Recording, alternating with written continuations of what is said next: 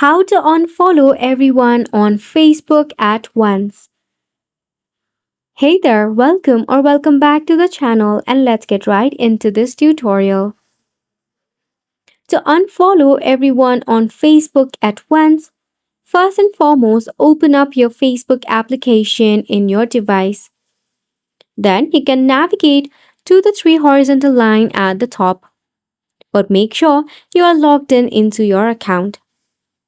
Tap on the three horizontal line, then you can click on your profile.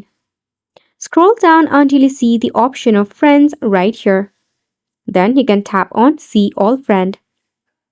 Now to unfollow everyone on Facebook, you can either click on the manage button or the three dot icon. Click on the manage option.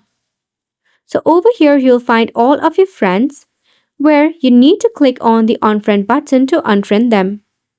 To unfollow, what you can do is tap on the three dot icon and select on unfollow the person. However, you won't be able to automatically unfollow everyone at once. You will have to do it manually one by one, which means clicking on the three dot, then tapping on the unfollow button. This is because Facebook currently does not have the direct way to unfollow everyone on Facebook at once.